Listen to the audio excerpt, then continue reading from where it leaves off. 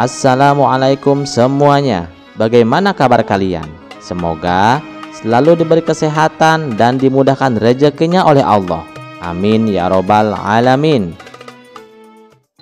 Dikisahkan, Baginda Raja mengangkat sahabatnya untuk menjadi gubernur di kota Abu Nawas.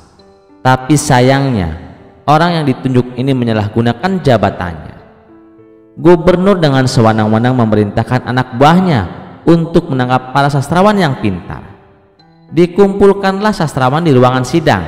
Satu persatu sastrawan ditanya oleh gubernur, "Menurutmu, aku adalah gubernur yang adil atau zalim?" Sastrawan yang pertama menjawab, "Anda adalah gubernur yang zalim." Gubernur terperanjat. "Apa alasanmu?" tanya gubernur. "Tuan telah menangkap kami tanpa alasan," jawab sastrawan pertama. "Prajurit, masukkan dia ke penjara. Besok dihukum mati," perintah gubernur. Sastrawan selanjutnya ditanya gubernur, "Menurutmu, aku adalah gubernur yang adil atau zalim?" "Tuanku adalah gubernur yang adil," jawab sastrawan kedua. "Apa alasanmu?" tanya gubernur kembali. "Karena tuanku sangat memperhatikan rakyatnya." "Kamu bohong. Prajurit, masukkan dia ke dalam penjara. Besok dihukum mati," titah gubernur. Begitulah seterusnya. Bila dijawab adil atau zalim, tetap dimasukkan ke penjara dan dihukum mati. Kemudian beberapa sastrawan yang belum tertangkap mendatangi rumah Abu Nawas. "Tolonglah kami Abu Nawas, beberapa kawan kami akan dihukum mati oleh gubernur," kata mereka penuh khawatir. Abu Nawas terkejut mendengarnya. "Kenapa gubernur melakukan hal ini? Bagaimana ceritanya?" tanya Abu Nawas heran. "Kami pun tidak tahu Abu Nawas. Gubernur yang baru menangkapi para sastrawan di kota ini tanpa sebab. Hanya kami yang masih selamat." Mereka ditanya satu persatu oleh gubernur, apakah gubernur orang yang adil atau zalim. Bila dijawab adil, akan dihukum mati, dan bila jawabannya zalim, juga tetap akan dihukum mati. Ini pasti gubernur sakit jiwa, sudah tidak waras jalan pikirannya, jawab Abu Nawas penuh emosi. "Itulah kenapa kami mendatangimu Abu Nawas, agar kau menyelamatkan kawan-kawan kami. Karena besok rencananya kawan-kawan kami akan dihukum mati," tutur mereka. "Baiklah, aku akan ke istana menemui gubernur sekarang juga. Kalian pulanglah," titah Abu Nawas. Maka berangkatlah Abu Nawas ke istana.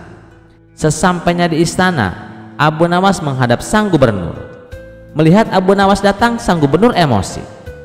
"Mengapa kamu datang ke istanaku?" tanya sang gubernur. "Saya mendengar kabar Anda memerintahkan para prajurit untuk menangkapi para sastrawan pintar di kota ini. Tapi kenapa aku tidak ditangkap? Saya sangat tersinggung," jawab Abu Nawas. "Oh, jadi kamu menganggap kamu bagian dari mereka?" tanya gubernur. "Tentu saja. Di kota ini tahu siapa aku. Aku adalah sastrawan terpandai di kota ini," balas Abu Nawas. "Baiklah Algojo, tangkap Abu Nawas dan penggal lehernya," perintah sang gubernur. "Tunggu dulu. Sebelum leherku dipenggal, perintahkan Algojomu jangan sampai merusak rambutku. Sebab aku baru saja keluar dari tukang cukur," timpal Abu Nawas. Mendengar itu sang gubernur langsung tertawa terbahak-bahak. "Itulah jiwa kesatria yang aku kagumi darimu. Aku mengampunimu Abu Nawas," kata sang gubernur. "Bolehkah aku meminta satu permintaan?" tanya Abu Nawas. "Apa permintaanmu? Katakan saja," tanya sang gubernur. "Saya juga minta pengampunan untuk kawan-kawanku," pinta Abu Nawas.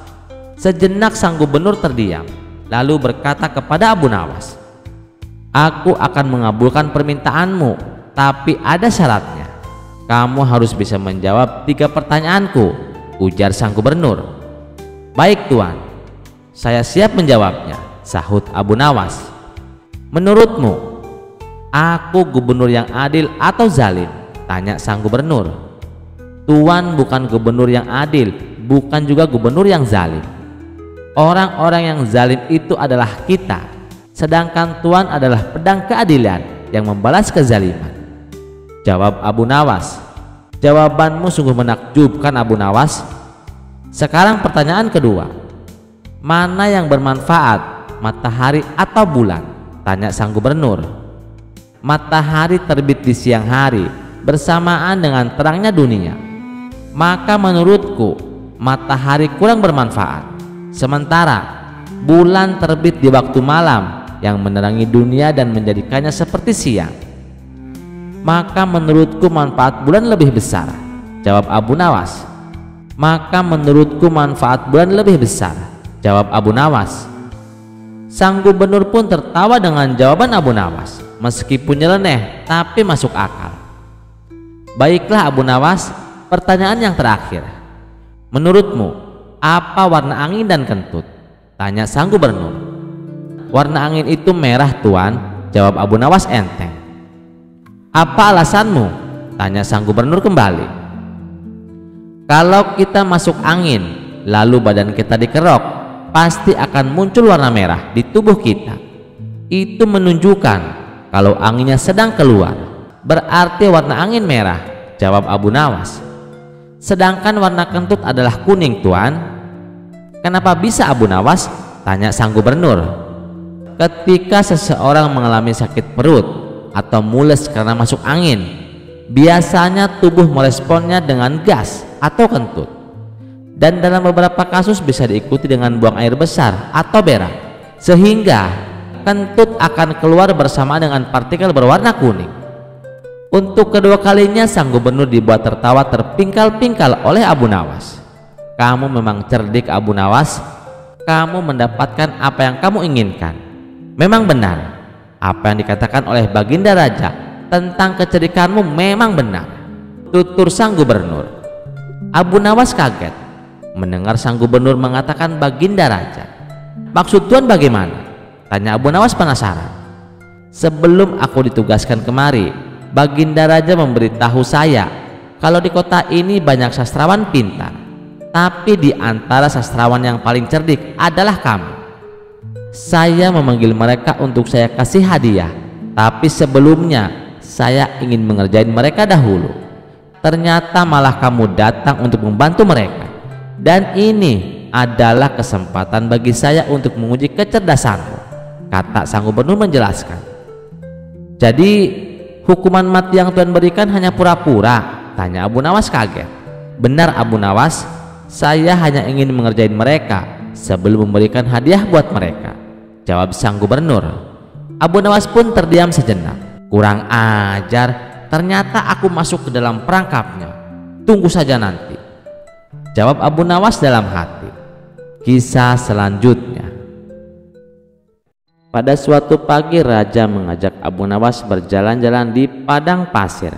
Para pengawal dengan sigap telah menyiapkan 2 ekor unta yang gagah untuk mereka tunggangi.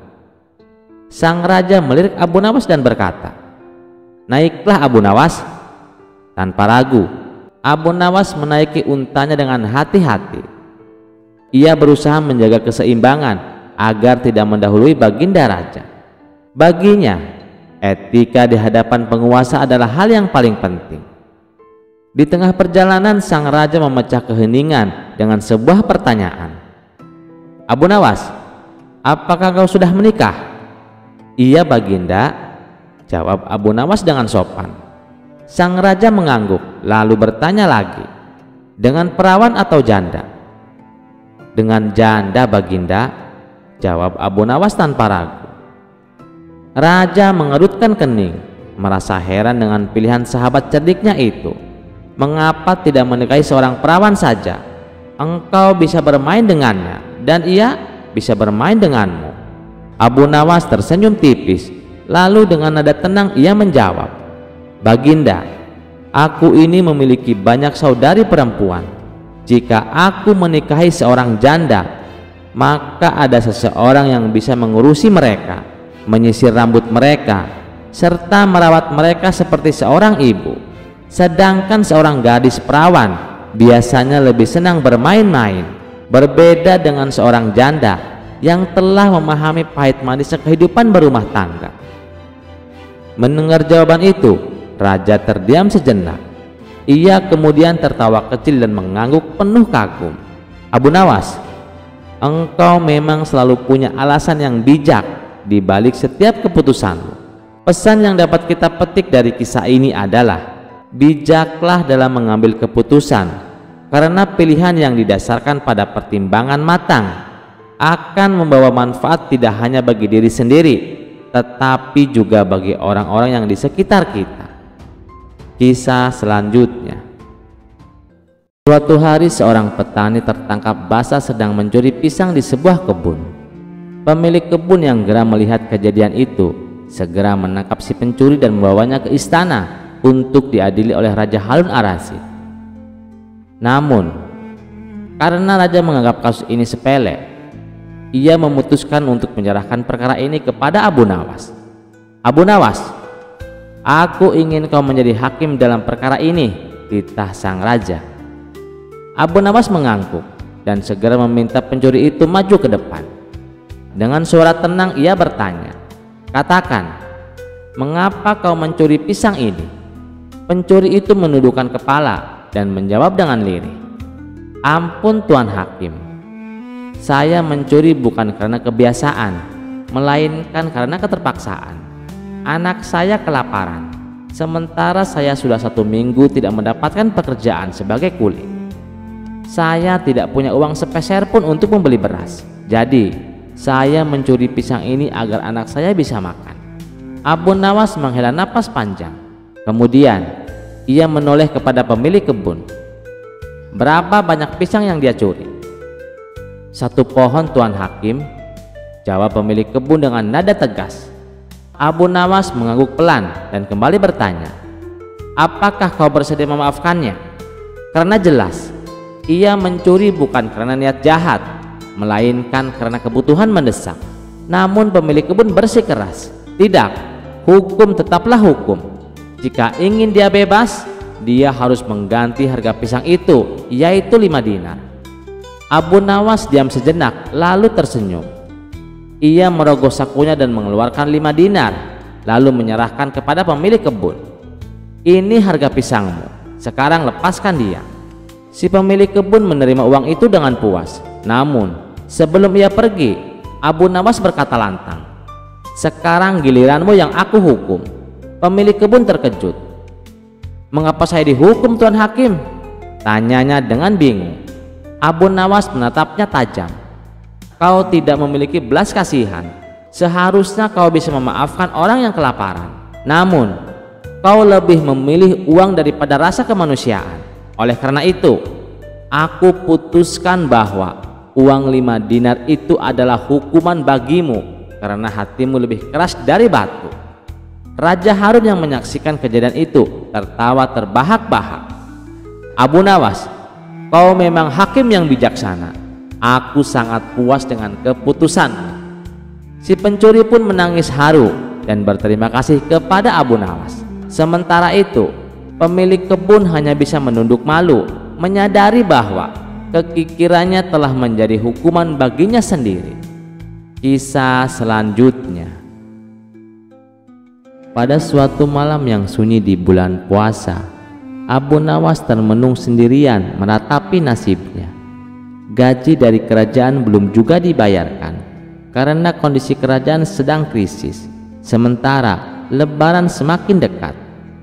Dalam hatinya ia bergumam, aduh, hari terus berganti, siang lagi malam lagi, siang lagi malam lagi. Tapi aku tetap saja tak punya uang. Rokok pun tak terbeli, apalagi baju baru buat anak istri. Bagaimana ini? Tiba-tiba sebuah ide cemerlang muncul di benaknya. Keledai satu-satunya terpaksa harus ia jual. Tanpa menunggu lama, ia membawa keledainya ke kuburan saat tengah malam. Setibanya di sana, ia berdiri tegak dan berseru lantang, wahai penghuni kuburan, siapa yang mau membeli keledai ajaibku? Tiba-tiba dari balik nisan yang gelap muncul sosok pocong. Pocong itu menatap Abu Nawas dengan heran dan bertanya, "Wahai manusia, ada apa kau berteriak-teriak di sini? Kenapa kau mencari kami?" Abu Nawas tersenyum dan berkata, "Aku ingin menjual keledai ajaib ini. Tapi kemana teman-temanmu yang lain, Cong? Kenapa kau sendirian di sini?" Pocong menghela napas sebelum menjawab, "Teman-temanku sedang sibuk berjaga malam. Aku saja yang kebetulan lewat di sini." Ia kemudian terdiam sejenak, menatap Abu Nawas dengan rasa penasaran, lalu bertanya, "Tapi kenapa kau ingin menjual keledai ini kepadaku?" Abu Nawas berpikir sejenak. Jika aku mengatakan bahwa aku butuh uang, pasti mereka akan menertawakanku karena tahu aku orang miskin. Maka dengan senyum liciknya ia berkata, "Aku hanya kasihan melihatmu, Cong. Kau harus berjalan dengan cara meloncat-loncat. Tidakkah kau lelah?" Pocong menghela napas panjang. "Ya, tentu saja melelahkan. Tapi ini sudah kodrat kami sebagai pocong." Abu Nawas mengangguk lalu melanjutkan, "Nah, daripada kau lelah meloncat-loncat terus, lebih baik kau beli keledaiku ini. Harganya murah, hanya 1.000 dinar." Pocong menatap keledai itu dan berkata, "1.000 dinar? Itu mahal sekali. Di pasar, keledai biasa harganya hanya 100 dinar." Abu Nawas tertawa kecil. "Tapi ini bukan keledai biasa, Cong. Ini keledai ajaib. Kau bisa menaikinya dan pergi kemana saja tanpa harus meloncat-loncat." Setelah berpikir sejenak, Pocong akhirnya setuju. "Baiklah, aku beli," katanya. Tiba-tiba sebuah peti hitam muncul di depan Abu Nawas, dan di dalamnya terdapat 1.000 dinar emas. Dengan penuh kegembiraan, Abu Nawas segera mengambil uang itu dan pergi meninggalkan kuburan. Sesampainya di rumah, ia tertawa sendiri sambil bergumam, "Dasar pocong, mana ada pocong bisa naik keledai? Kan kita sudah beda alam." Dan benar saja, di kuburan pocong berusaha menaiki keledai tersebut, tapi setiap kali mencoba, tubuhnya yang tak berwujud selalu tembus begitu saja. Sementara itu, Abu Nawas tidur nyenyak dengan kantong penuh uang. Puas dengan kelicikannya. Kisah selanjutnya. Suatu malam di bulan Ramadan, Abu Nawas tiba-tiba ingin menikmati secangkir kopi. Sayangnya, persediaan di rumahnya habis. Ia pun memutuskan untuk pergi ke warung kopi di seberang hutan, meskipun waktu sudah menunjukkan tengah malam. Perjalanan ke sana memakan waktu sekitar 1 jam, tapi demi secangkir kopi, Abu Nawas tak gentar. Sambil berjalan melewati hutan yang sunyi, ia tetap santai. Sesekali, suara burung malam dan dedaunan yang tertiup angin membuat suasana sedikit mencekam.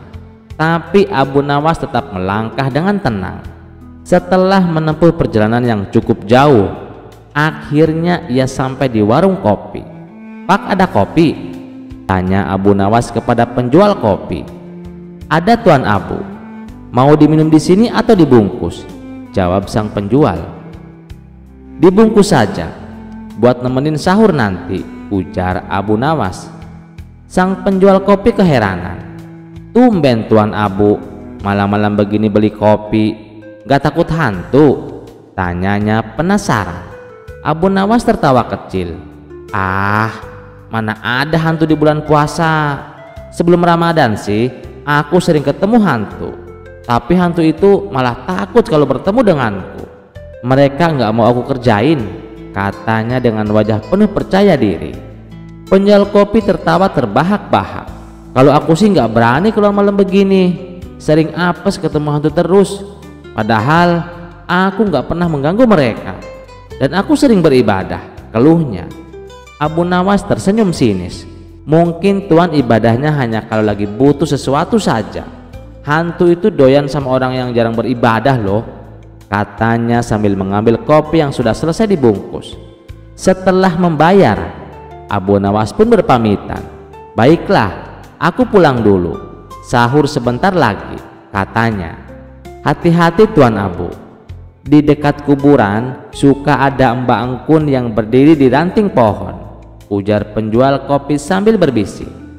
Abu Nawas hanya tertawa kecil, melanjutkan perjalanan pulang melewati hutan. Saat melewati kuburan, ia tiba-tiba kebelat kencing. Karena tak tahan, ia pun berhenti di bawah sebuah pohon di pinggir kuburan untuk buang air kecil. Setelah itu ia kembali berjalan pulang. Namun setelah hampir 2 jam berjalan, Abu Nawas mulai heran. Loh, kok aku balik lagi ke kuburan ini? Bukannya aku sudah berjalan jauh, gumamnya. Ia mulai berpikir, jangan-jangan aku dikerjain hantu gara-gara tadi kencing enggak permisi, ucapnya dalam hati. Tapi kemudian sebuah ide cemerlang muncul di kepalanya. Abu Nawas teringat bahwa saat berbuka puasa tadi ia makan banyak jengkol. Ia pun tersenyum jahil dan bersiap melancarkan serangan balasan. Dengan suara lantang ia berkata, "Hai hantu penunggu pohon ini, kamu sudah menyesatkan jalanku. Kalau kau masih menggangguku, aku kencingin lagi pohon ini. Kebetulan aku habis makan jengkol, jadi siap-siap mabuk."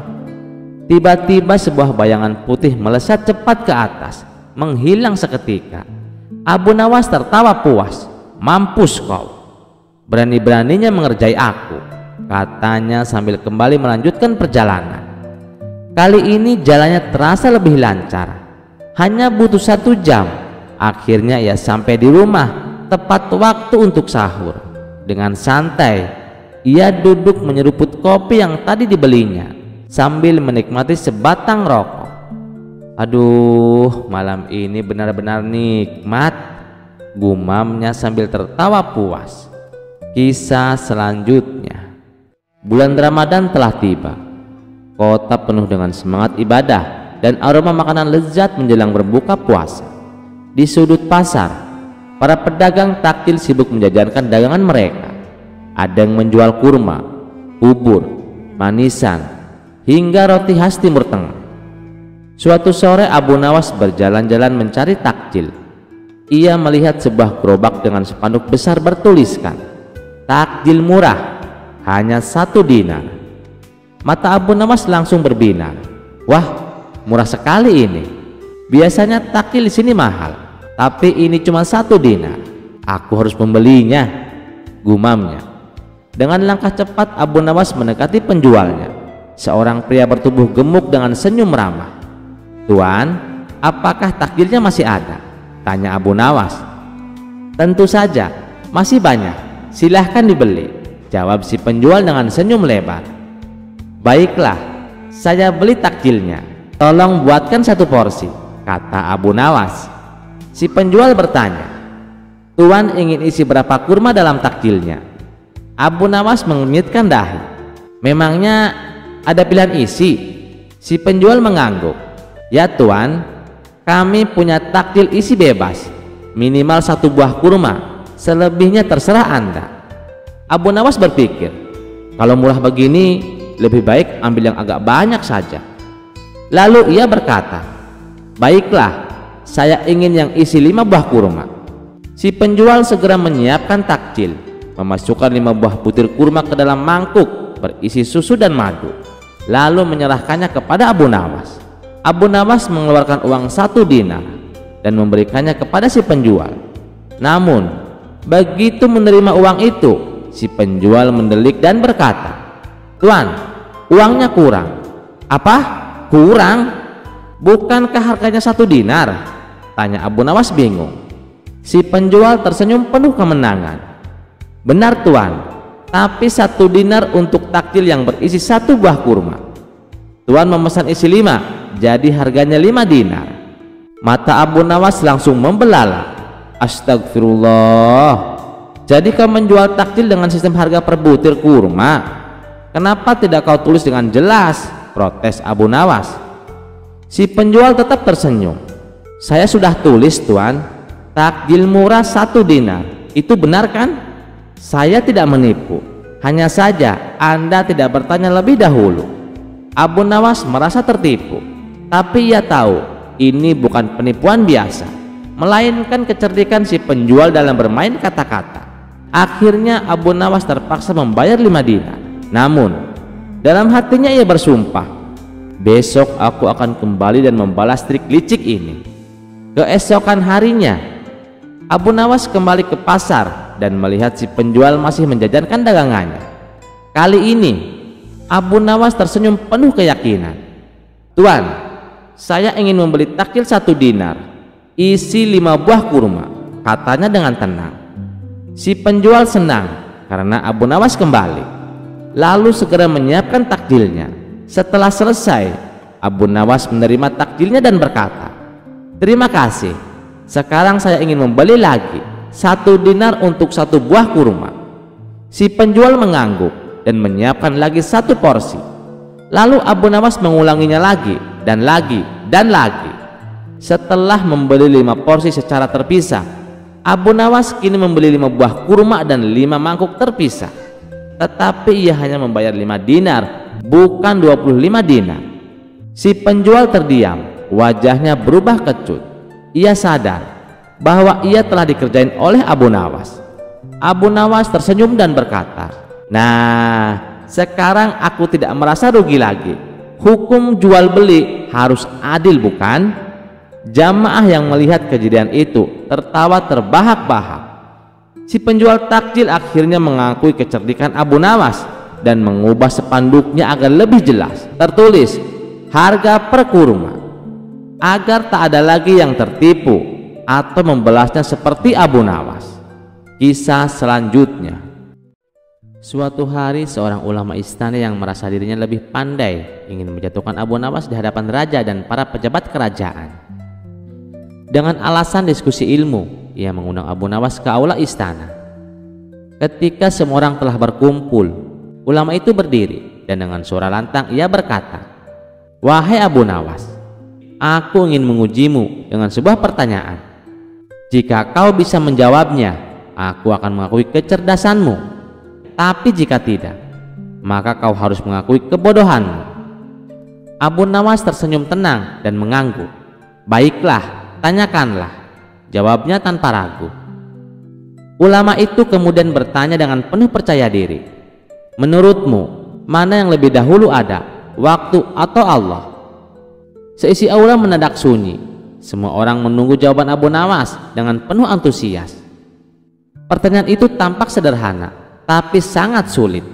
Jika Abu Nawas menjawab bahwa waktu lebih dahulu, itu bertentangan dengan keyakinan bahwa Allah Maha Abadi. Namun jika ia menjawab bahwa Allah lebih dahulu, ulama itu pasti akan mempersulitnya dengan pertanyaan lanjutan. Abu Nawas berpikir sejenak, lalu melangkah ke depan dengan senyum di wajahnya.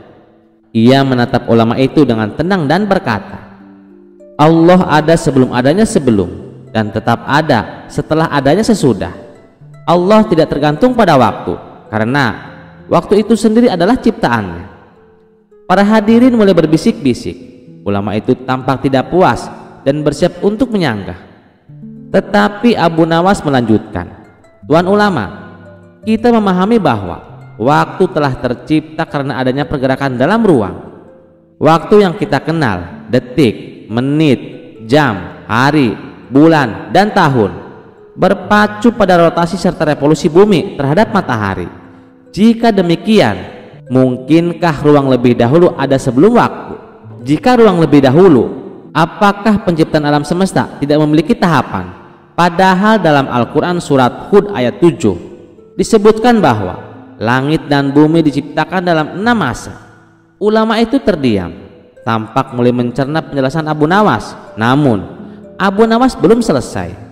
Dari sini kita bisa menyimpulkan bahwa ketika ruang diciptakan, waktu sudah berjalan. Artinya, secara tidak langsung kita bisa berasumsi bahwa waktu telah ada lebih dahulu daripada ruang. Namun mari kita permudah. Waktu adalah penghitung gerak atau ukuran. Jika tidak ada gerak, tidak ada waktu. Alam tidak diciptakan dalam waktu, tetapi dengan terciptanya alam, waktu pun ikut ada. Abu Nawas menatap ulama itu dengan penuh kebijaksanaan. Dan pertanyaan yang paling penting, siapa yang menciptakan waktu? Jawabannya jelas, Tuhanlah atau Allah lah yang menciptakan waktu. Karena waktu adalah ciptaan, maka tidak logis jika Tuhan atau Allah dikatakan sebagai sesuatu yang berwaktu.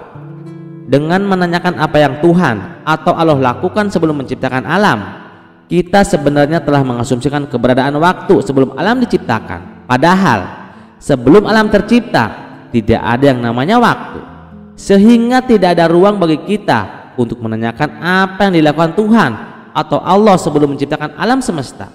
Secara filosofis, pertanyaan ini bermasalah karena dia mengasumsikan adanya waktu bagi sesuatu yang tidak berwaktu. Untuk menjawab pertanyaan ini, kita sebagai manusia tidak akan pernah mencapai kebenaran mutlak.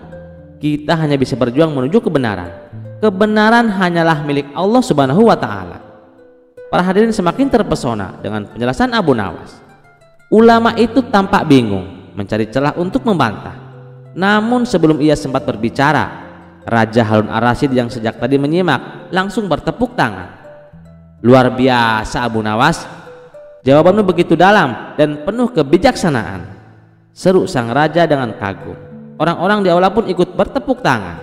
Ulama itu terdiam, wajahnya memerah karena malu. Niatnya untuk menjebak Abu Nawas justru berbalik menjadi bumerang. Sejak hari itu, Abu Nawas tidak hanya dikenal sebagai orang yang jenaka, tetapi juga sebagai seseorang yang memiliki kebijaksanaan tinggi. Kisah selanjutnya. Assalamualaikum semuanya. Bagaimana kabar kalian? Semoga selalu diberi kesehatan dan dimudahkan rezekinya oleh Allah. Amin ya robbal alamin. Suatu siang di bulan Ramadan, udara di Baghdad sangat panas. Orang-orang berpuasa dengan penuh kesabaran, kecuali satu orang yang memang terkenal malas ibadah, yaitu Abu Jahal. Saat orang lain menahan lapar dan haus, Abu Jahal malah asik makan daging panggang dan minum susu dingin di rumahnya.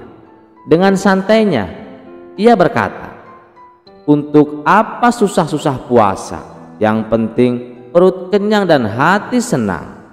Kebetulan kelakuan Abu Jahal ini sampai ke telinga Abu Nawas. Ia pun berpikir, orang seperti ini harus diberi pelajaran, gumamnya. Abu Nawas lalu menemui penjaga pasar Baghdad dan berbisik, "Tuan, ada pencuri makanan di kota ini. Orang itu makan di siang bolong saat semua orang berpuasa." Penjaga pasar langsung marah. "Siapa orangnya? Harus kita hukum." "Tuan, ikut aku. Dia sedang asik makan di rumahnya." Bersama beberapa penjaga pasar, Abu Nawas menuju rumah Abu Jahal. Di depan rumahnya, Abu Nawas pura-pura berteriak dengan suara panik, "Celaka! Ini celaka! Ada orang kerasukan jin lapar." Penjaga pasar kebingungan. "Jin lapar? Apa maksudmu Abu Nawas?" "Iya, aku melihat dengan mataku sendiri. Orang itu tidak bisa berhenti makan meskipun ini bulan Ramadan. Itu pasti jin lapar yang menyamar jadi manusia." Para penjaga langsung menerobos masuk ke rumah Abu Jahal. Dan benar saja, mereka mendapati Abu Jahal sedang makan paha kambing besar dengan tangan kanan memegang roti dan tangan kiri memegang mangkuk susu. Salah satu penjaga berteriak, "Astagfirullah, itu dia jinnya, jin lapar yang menyamar jadi manusia." Abu Jahal tersedak. "Apa? Aku bukan jin, aku adalah Abu Jahal." Tapi para penjaga tidak percaya. Manusia normal tidak mungkin makan sebanyak itu saat Ramadan. Kau pasti jin. Mereka langsung menggotong Abu Jahal keluar rumah dan membawanya ke pasar. Di tengah jalan, banyak orang yang melihatnya sambil berbisik-bisik, "Astagfirullah, ada jin lapar tertangkap. Lihat perutnya besar sekali. Pasti dia makan semua makanan kita." Wajah Abu Jahal merah padam. "Aku bukan jin, aku adalah manusia," teriaknya.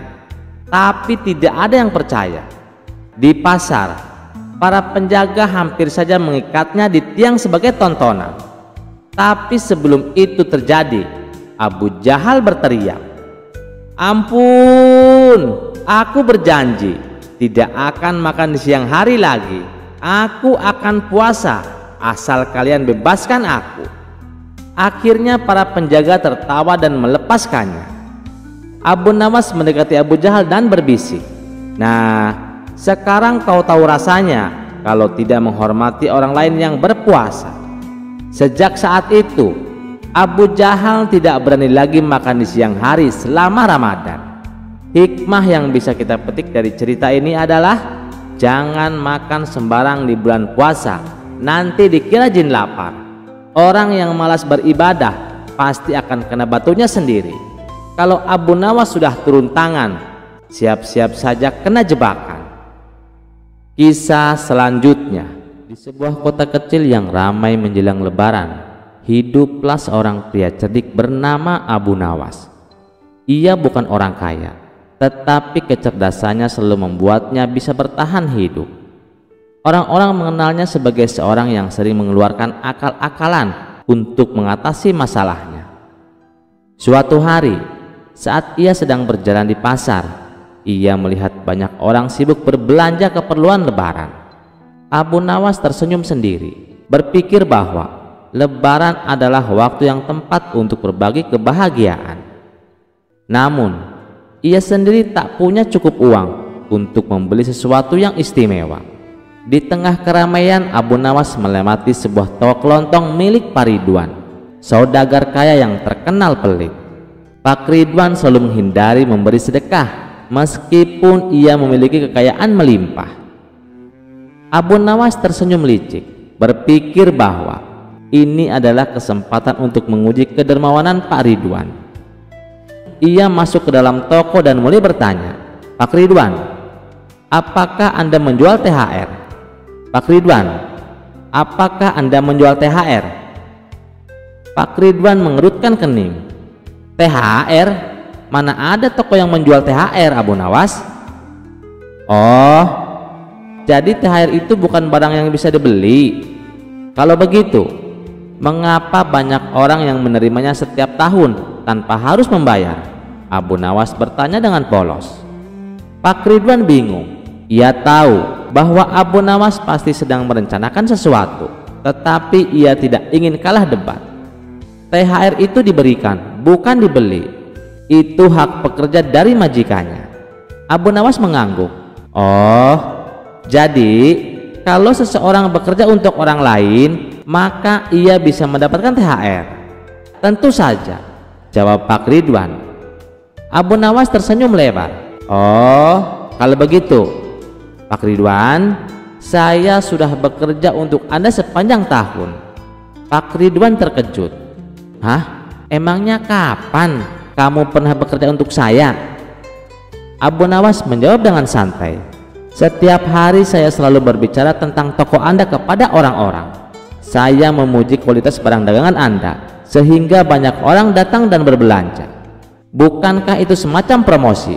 Tanpa saya sadari, saya sudah membantu meningkatkan penjualan Anda." Pak Ridwan terdiam. Orang-orang di sekitar mulai tertawa mendengar akal cerdik Abu Nawas. Mereka semua setuju bahwa promosi dari mulut ke mulut adalah bagian dari pekerjaan yang nyata. Malu karena kalah dalam perdebatan, Pak Ridwan akhirnya mengambil sebuah amplop berisi uang dan memberikannya kepada Abu Nawas. "Baiklah Abu Nawas, ini THR untukmu. Karena kau memang luar biasa dalam berdiplomasi." Abu Nawas tersenyum puas. "Terima kasih Pak Ridwan. Lihat, tidak ada yang salah dalam berbagi.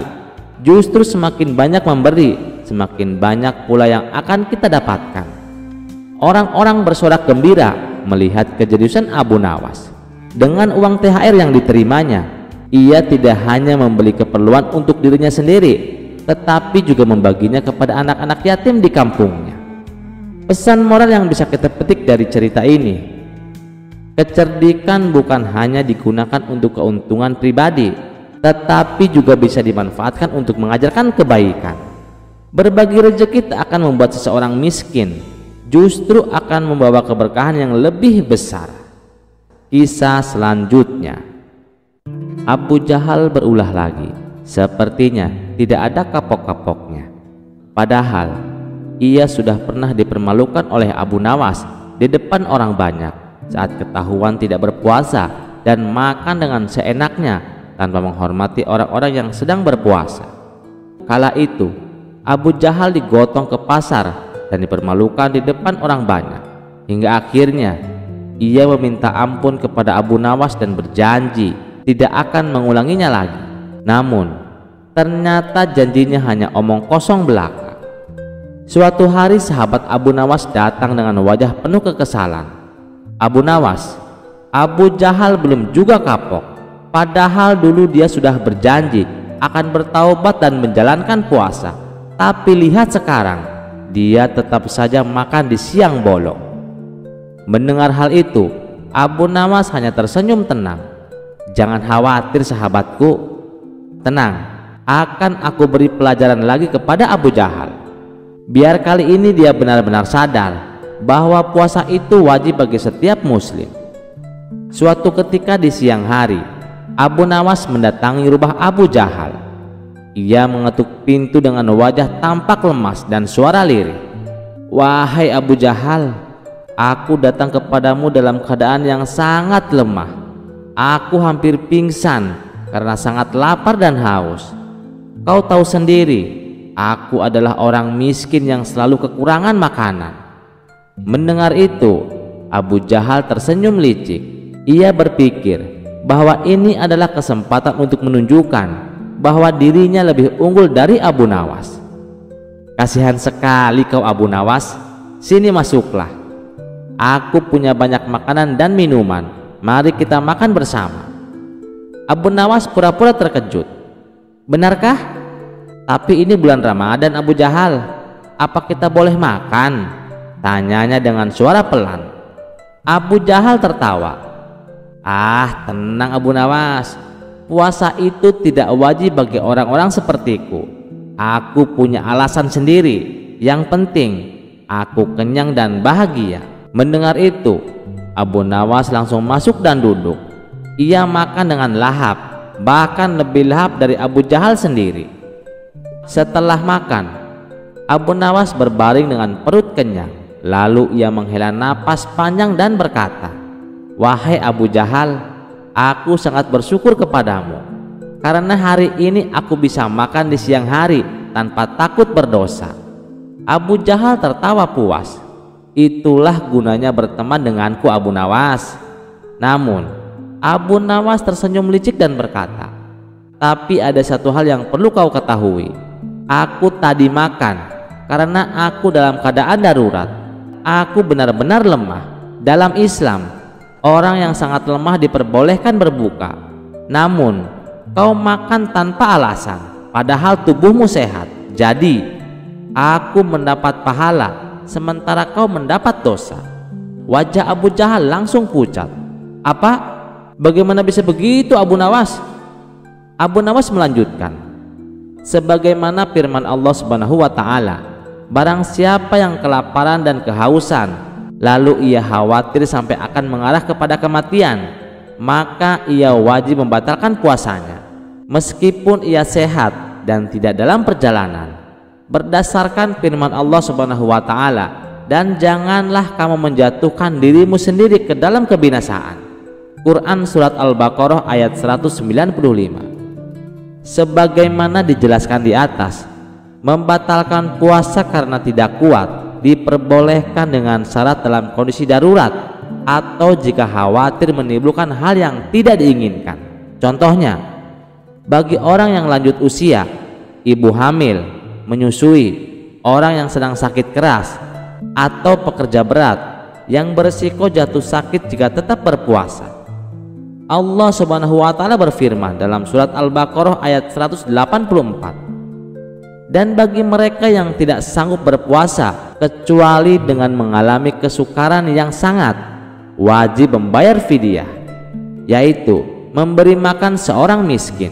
Sudah paham apa yang aku jelaskan Abu Jahal? Abu Jahal terdiam, lalu berkata, "Abu Nawas, aku sudah berdosa yang sangat besar. Ampuni aku Abu Nawas." Mintalah ampunan kepada Allah Subhanahu wa ta'ala, segeralah kamu bertobat, sahut Abu Nawas. Sejak saat itu Abu Jahal mulai berubah dan menjalankan kewajibannya sebagai seorang muslim.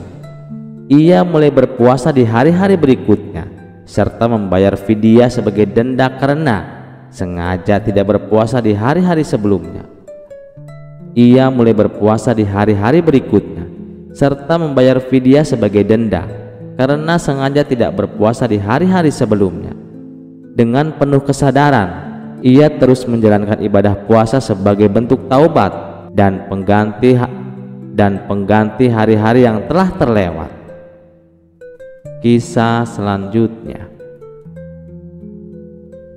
Raja Harun al-Rasyid duduk di singgasananya dengan senyum penuh kelicikan. Ia tak pernah bosan menguji kecerdasan Abu Nawas. Hari itu ia memanggilnya ke istana dengan tantangan baru. Ketika Abu Nawas tiba, raja berkata, "Abu Nawas, aku ingin kau menghitung semua bintang di langit. Jika kau bisa melakukannya, aku akan memberikanmu hadiah besar. Tapi jika tidak, kau akan dianggap tidak lagi cerdik dan akan dihukum." Abu Nawas mengelus janggutnya dan menjawab, "Ampun Baginda, menghitung bintang di langit itu sangat mustahil Baginda."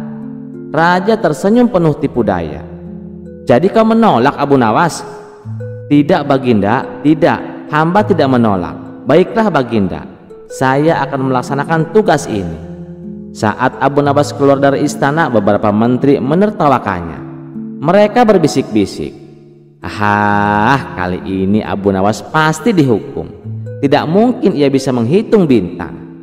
Namun Abu Nawas tetap melangkah dengan tenang. Sesampainya di rumah, ia termenung sejenak, lalu tiba-tiba ia tersenyum. Sebuah ide cemerlang muncul di benaknya. Tanpa membuang waktu, ia pergi ke pantai dan mengambil satu karung penuh pasir halus. Ia menggotong karung itu pulang dengan penuh keyakinan. Keesokan harinya Abu Nawas kembali ke istana dengan membawa kantong berisi pasir. Semua orang di istana menatapnya dengan penuh rasa penasaran. Raja menatapnya dengan sinis. "Abu Nawas, apakah kau sudah melaksanakan tugas yang aku berikan?" Abu Nawas tersenyum lebar. "Tentu saja sudah Baginda." Raja mengangguk. "Lalu, berapa jumlah bintang di langit?" Dengan penuh percaya diri, Abu Nawas meletakkan kantong berisi pasir di hadapan raja. "Baginda, semua bintang di langit ada di dalam karung ini." Semua orang terkejut dan mulai berbisik-bisik. Raja pun segera membuka karung tersebut dan ternyata isinya hanyalah pasir. Seketika wajah raja berubah merah padam. "Apa-apaan ini Abu Nawas? Ini hanya sekarung pasir," bentak raja dengan marah. Abu Nawas tetap tenang dan menjawab, "Benar Baginda, pasir yang ada di dalam karung ini jumlahnya sama dengan jumlah bintang di langit. Jika Paduka tidak percaya, silahkan hitung sendiri." Ruangan menjadi hening. Para menteri yang sebelumnya menertawakan Abu Nawas kini terdiam, tak tahu harus berkata apa. Raja pun dibuat pusing 7 keliling. Namun tak lama kemudian ia tertawa terbahak-bahak. "Hahaha, kau memang cerdik Abu Nawas. Aku mencoba menjebakmu, tapi kau selalu punya cara untuk mengakaliku." Karena kagum dengan kecerdikan Abu Nawas, raja pun menghadiahinya dengan pundi-pundi uang emas. Sementara para menteri yang sempat menertawakannya hanya bisa menelan ludah. Seperti biasa, Abu Nawas pulang dengan kemenangan, membuktikan bahwa akal cerdiknya tak tertandingi. Kisah selanjutnya, menjelang bulan Ramadan, sudah menjadi kewajiban bagi umat Islam untuk menjalankan ibadah puasa selama sebulan. Baginda raja yang sudah terbiasa tentu bukanlah merupakan beban baginya, bahkan menjadi momentum yang dinanti-nantikan. Apalagi dengan seorang Abu Nawas, ulama sufi yang taat menjalankan perintah agama. Pada suatu hari Baginda raja bertanya kepada Abu Nawas, "Kenapa sih puasa di bulan Ramadan hanya sebulan? Abu Nawas menjawab, itu kan sudah ketetapan dari Allah Paduka. Kita selaku hambanya cukup menjalankan. Sesaat Baginda Raja terdiam, seolah tidak puas dengan jawaban tersebut. Emangnya kenapa Paduka? Apakah Paduka keberatan menjalankan puasa sebulan? Tanya Abu Nawas. Tidak, aku justru merasa bahagia, balas Baginda Raja. Jadi begini Abu Nawas, ngomong-ngomong tentang puasa, apakah kamu sanggup bila puasa setahun penuh? Tanya Baginda Raja. Waduh, saya kurang tahu Paduka. Lagian tidak ada perintahnya Paduka, ngapain harus menyiksa diri? Jawab Abu Nawas. Kamu itu kan ulama sufi Abu Nawas, masa tidak kuat? Begini saja, aku ada tantangan untukmu, ucap Baginda Raja. Hah? Tantangan apa itu? Tanya Abu Nawas heran. Aku tantang kamu berpuasa setahun penuh, tapi puasa yang akan kamu lakukan harus sesuai dengan anjuran agama. Apakah kamu sanggup? Tanya balik Baginda Raja. Sontak Abu Nawas terkejut mendengarnya. Dalam hati ia berkata, hah? Emangnya ada puasa setahun? Itu kan perkara bid'ah yang tidak diajarkan Rasulullah. Bagaimana Abu Nawas? Kau berani tidak menerima tantangan ini? Desak Baginda Raja. Maaf yang mulia, bukannya saya tidak sanggup, tetapi saya bingung mencari alasan untuk membenarkan ibadah puasa yang akan saya lakukan, ujar Abu Nawas. Itu urusanmu. Bukankah kau ulama sufi yang terkenal cerdik? Pasti kau bisa menemukan jawabannya, tukas Baginda Raja. Setelah berpikir keras, akhirnya Abu Nawas mendapatkan ide yang cemerlang. Baiklah Paduka yang mulia, saya terima tantangan Paduka. Tetapi berhubung sekarang masih bulan Ramadan, kita tunda dulu sampai puasanya selesai, kata Abu Nawas. Singkat cerita, setelah bulan Ramadan berlalu, Abu Nawas ditagih janjinya oleh Baginda Raja. Wahai Abu Nawas, kapan kau akan menjalankan tantanganmu? Tanya Baginda Raja. Nanti Paduka, nanti, jawab Abu Nawas. Iya, tapi kapan? Tanya Baginda Raja tak sabar. Sabar ya Paduka, jawab Abu Nawas. Begitulah seterusnya. Setiap kali ditanya, Abu Nawas lalu mengelak dengan jawaban yang sama.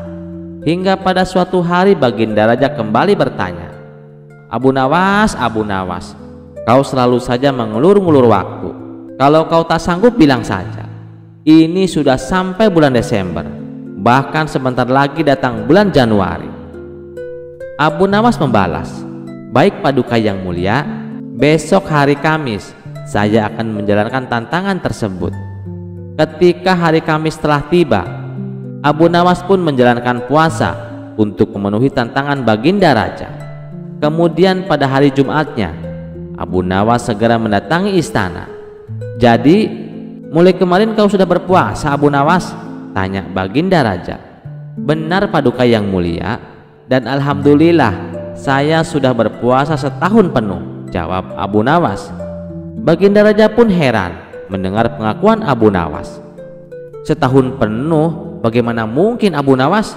Kau baru saja puasa sehari, ujar Baginda Raja. Begini Paduka yang mulia, kemarin waktu hari Kamis itu adalah akhir tanggal bulan Desember, dan sekarang sudah awal bulan Januari dengan tahun yang berbeda.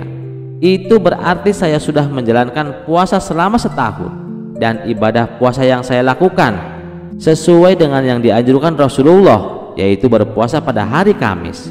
Jadi kesimpulannya, saya mulai berpuasa pada akhir tahun di bulan Desember dan berbuka puasa di awal tahun pada awal bulan Januari, jelas Abu Nawas. Seketika Baginda Raja tertawa dan memuji akan kecerdikan Abu Nawas.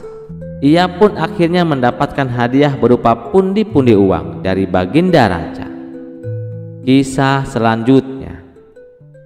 Di sebuah kota kecil yang ramai menjelang Lebaran, hiduplah seorang pria cerdik bernama Abu Nawas. Ia bukan orang kaya, tetapi kecerdasannya selalu membuatnya bisa bertahan hidup. Orang-orang mengenalnya sebagai seorang yang sering mengeluarkan akal-akalan untuk mengatasi masalahnya. Suatu hari, saat ia sedang berjalan di pasar, ia melihat banyak orang sibuk berbelanja keperluan lebaran. Abu Nawas tersenyum sendiri, berpikir bahwa lebaran adalah waktu yang tepat untuk berbagi kebahagiaan. Namun, ia sendiri tak punya cukup uang untuk membeli sesuatu yang istimewa. Di tengah keramaian, Abu Nawas melewati sebuah toko kelontong milik Pak Ridwan, saudagar kaya yang terkenal pelit. Pak Ridwan selalu menghindari memberi sedekah meskipun ia memiliki kekayaan melimpah. Abu Nawas tersenyum licik, berpikir bahwa ini adalah kesempatan untuk menguji kedermawanan Pak Ridwan. Ia masuk ke dalam toko dan mulai bertanya, "Pak Ridwan, apakah Anda menjual THR? Pak Ridwan, apakah Anda menjual THR?" Pak Ridwan mengerutkan kening. "THR? Mana ada toko yang menjual THR, Abu Nawas?" "Oh, jadi THR itu bukan barang yang bisa dibeli. Kalau begitu, mengapa banyak orang yang menerimanya setiap tahun tanpa harus membayar?" Abu Nawas bertanya dengan polos. Pak Ridwan bingung. Ia tahu bahwa Abu Nawas pasti sedang merencanakan sesuatu, tetapi ia tidak ingin kalah debat. THR itu diberikan, bukan dibeli. Itu hak pekerja dari majikannya. Abu Nawas mengangguk. "Oh, jadi kalau seseorang bekerja untuk orang lain, maka ia bisa mendapatkan THR?" "Tentu saja," jawab Pak Ridwan. Abu Nawas tersenyum lebar. "Oh, kalau begitu, Pak Ridwan, saya sudah bekerja untuk Anda sepanjang tahun." Pak Ridwan terkejut. "Hah? Emangnya kapan kamu pernah bekerja untuk saya?" Abu Nawas menjawab dengan santai. "Setiap hari saya selalu berbicara tentang toko Anda kepada orang-orang. Saya memuji kualitas barang dagangan Anda sehingga banyak orang datang dan berbelanja. Bukankah itu semacam promosi? Tanpa saya sadari, saya sudah membantu meningkatkan penjualan Anda." Pak Ridwan terdiam. Orang-orang di sekitar mulai tertawa mendengar akal cerdik Abu Nawas. Mereka semua setuju bahwa promosi dari mulut ke mulut adalah bagian dari pekerjaan yang nyata. Malu karena kalah dalam perdebatan, Pak Ridwan akhirnya mengambil sebuah amplop berisi uang dan memberikannya kepada Abu Nawas. "Baiklah Abu Nawas, ini THR untukmu. Karena kau memang luar biasa dalam berdiplomasi." Abu Nawas tersenyum puas. "Terima kasih Pak Ridwan. Lihat, tidak ada yang salah dalam berbagi. Justru semakin banyak memberi, semakin banyak pula yang akan kita dapatkan." Orang-orang bersorak gembira melihat kejeniusan Abu Nawas. Dengan uang THR yang diterimanya, ia tidak hanya membeli keperluan untuk dirinya sendiri, tetapi juga membaginya kepada anak-anak yatim di kampungnya. Pesan moral yang bisa kita petik dari cerita ini: kecerdikan bukan hanya digunakan untuk keuntungan pribadi, tetapi juga bisa dimanfaatkan untuk mengajarkan kebaikan. Berbagi rezeki tak akan membuat seseorang miskin, justru akan membawa keberkahan yang lebih besar. Kisah selanjutnya. Kedatangan bulan Ramadan menjadi harapan bagi umat manusia untuk berlomba-lomba dalam kebaikan. Berpuasa berarti menahan diri dari segala perbuatan buruk, sebagaimana hadis riwayat Imam Bukhari dan Muslim. Rasulullah SAW bersabda, "Apabila bulan Ramadan datang, maka pintu-pintu surga akan terbuka dan pintu-pintu neraka akan tertutup, serta setan-setan akan dibelenggu." Sejak zaman Nabi Adam alaihissalam, iblis sudah berjanji untuk terus mengganggu umat manusia hingga hari kiamat kelak. Akan tetapi, ada saat-saat di mana setan tidak mampu menggoda manusia. Pada bulan suci yang penuh berkah ini, setan akan terbelenggu. Intensitas setan dalam menggoda manusia menjadi terbatas, tidak seperti di hari biasa. Namun, ada beberapa setan yang tetap berkeliaran. Akan tetapi, setan yang tidak terikat pun tidak mampu menggoda manusia apabila manusia tersebut memiliki ketaatan yang dalam. Suatu hari Baginda Raja mengundang Abu Nawas ke istana. Wajah sang raja tampak muram dan gusar. Setelah Abu Nawas tiba dan memberikan salam, raja langsung menyampaikan kegelisahannya. "Abu Nawas, aku heran dengan perilaku rakyatku. Bukankah sekarang bulan Ramadan? Mengapa masih banyak rakyatku yang tidak berpuasa, melakukan maksiat, bahkan berjudi? Aku sebagai raja sangat marah melihatnya. Padahal kan setan sudah dibelenggu." Abu Nawas tersenyum tipis, lalu menjawab dengan penuh kebijaksanaan, "Ampun Baginda, manusia memang seringkali mengaku beriman kepada Allah dan berjanji akan menaati perintah-perintahnya. Namun banyak yang gagal karena lemahnya iman mereka." Sang raja mengernyitkan dahi. "Apa maksudmu Abu Nawas? Bukankah tanpa gangguan setan seharusnya manusia lebih mudah beribadah?" Abu Nawas menghela napas sejenak sebelum menjelaskan, "Baginda, meskipun setan dibelenggu, manusia tetap memiliki hawa nafsu yang sudah terbiasa dipengaruhi oleh setan. Bukankah sebelum Ramadan tiba, setan telah menanamkan kebiasaan buruk dalam diri manusia? Jadi, meskipun mereka tidak lagi digoda langsung oleh setan, mereka masih mengikuti jejaknya. Ibarat seekor kuda yang sudah lama ditarik oleh kekang ke arah yang salah. Meskipun talinya lepas, kuda itu akan tetap berjalan di jalur yang sama." Abu Nawas mengangguk. "Benar Baginda, melawan setan yang dibelenggu saja mereka kalah. Apalagi jika mereka harus melawan setan yang lepas atau tidak dibelenggu. Jika manusia ingin benar-benar bebas dari godaan, mereka harus melatih diri untuk menundukkan bahwa nafsunya sepanjang tahun, bukan hanya di bulan Ramadan." Sang raja termenung sejenak, kemudian ia mengangguk mantap. "Kau benar Abu Nawas, aku harus lebih memperhatikan rakyatku, tidak hanya saat Ramadan, tetapi sepanjang waktu. Aku akan memastikan mereka mendapatkan pendidikan agama yang lebih baik, agar mereka tidak hanya mengandalkan setan sebagai alasan atas perbuatan buruk mereka." Abu Nawas tersenyum, merasa lega karena Baginda mulai memahami hakikat permasalahan ini. Ia pun berpamitan meninggalkan istana dengan hati yang tenang.